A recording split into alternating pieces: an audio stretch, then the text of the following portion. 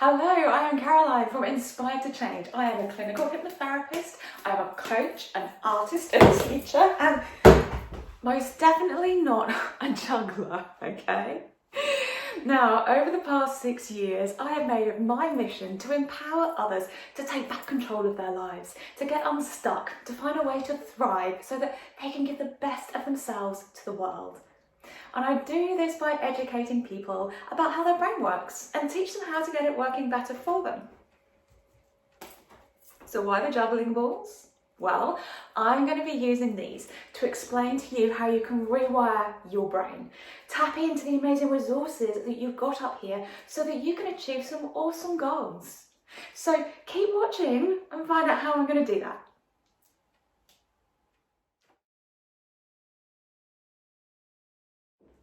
Hello, Caroline from Inspired to Change Hypnotherapy here, talking all about how you can rewire your brain. Now, over the next 7 videos, I'm going to teach you about the power of your brain to grow and develop and how you can harness that to improve any aspect of your life through the medium of juggling. That's right. As we go on this journey, I'm going to be learning to juggle so I can show you just how possible it is to create new connections in your brain. And believe me, this is no mean feat for me, okay? I am dyspraxic, which means that my brain struggles with spatial awareness and coordination, 2 things that are really important in juggling. So this is a serious challenge for me. So I hope that you're up for this challenge of rewiring your brain and you will join me on this journey. Now, the first thing we need to take a look at is what is neuroplasticity. Now, neuroplasticity refers to the fact that our brain is moldable, just like plastic.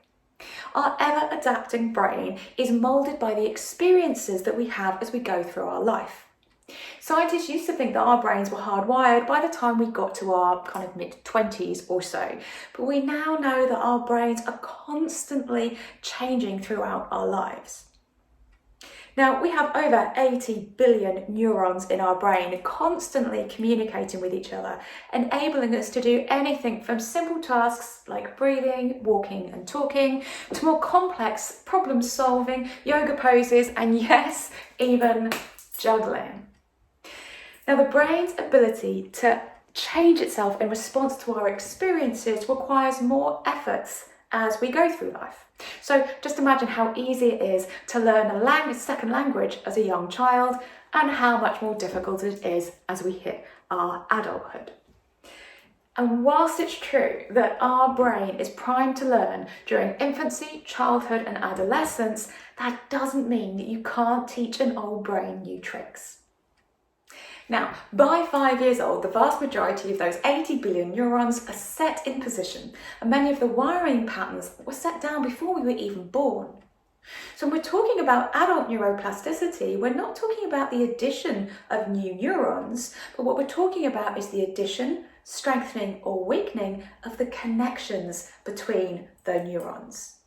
These connections are called synapses, and a synapse is the gap between our neurons. Our neurons communicate by electrical signal, but those electrical signals cannot bridge that gap. So the electrical signal is converted into a chemical signal via the release of neurotransmitters such as glutamate, GABA, and the much talked about serotonin. So without these neurotransmitters, our neurons cannot communicate with each other, and we'd be pretty useless, which is why I talk a lot about them. Now, there are 2 lovely phrases that neuroscientists use to explain the power of neuroplasticity. The first one is that neurons that fire together, wire together. So, the more often we use a connection in our brain, the more hardwired it becomes.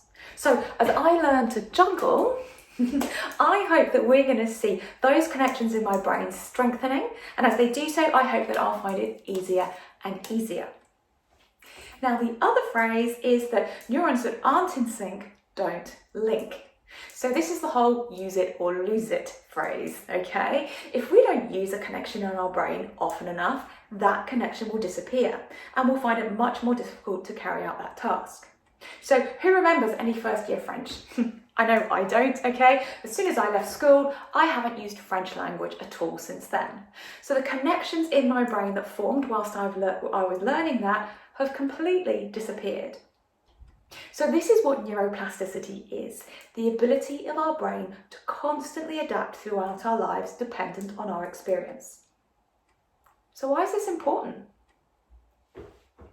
Well, if our brain is constantly adapting and changing itself based on our experiences, we want to make sure that those changes are ones that are beneficial to us. Often in my therapy room, I'm seeing people whose brains have adapted to the situations they have experienced in a negative way. So let's say somebody's had a car accident. They might respond by the brain heightening its stress response and causing them more anxiety. Or something I experienced when I was recovering from post-viral ME was that my brain made a connection between me feeling tired and me eating. So I developed some pretty bad eating habits when actually what my body needed was rest, not more food.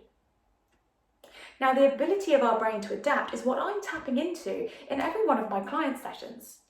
Part of my role is to ask questions that jolt the brain out of its normal way of thinking, those neurons that have fired together around a certain way of thinking. Perhaps I'm not good enough, or I'm dyspraxic, so I'll never learn to juggle. Okay?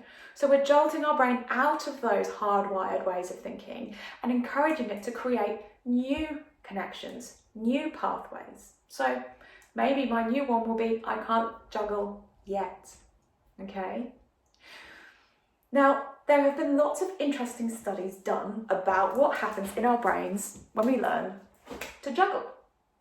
And of course, it isn't just about learning to juggle, okay? These studies are, what they're really doing is showing us what happens in our brain when we learn a new skill. And what the studies show us is that both grey matter and white matter increase. Also, the growth of those neural connections that we were talking about just now increases as well. And over a pretty short space of time, most of those studies were done over a period of, say, 3 months. Now, the good news about those studies is that what it showed was how good you were at the task didn't impact how much increase in grey matter or white matter or those connections in your brain, okay? So you don't have to be good at the task, okay? Just by learning a new skill, you are increasing the power of your brain. So I'm onto a winner just by giving it a go. So learning a new skill is more important to our brain's health than doing something that you're already good at. Now, the increase in grey matter is particularly important as this is what we see decrease with age and particularly with conditions like dementia. So anything that we can do to keep our grey matter on the increase has to be a positive. So neuroplasticity is all about our brain's ability to adapt based on our experiences, and it's important because we can use that ability to our advantage by influencing how our brain is responding and adapting.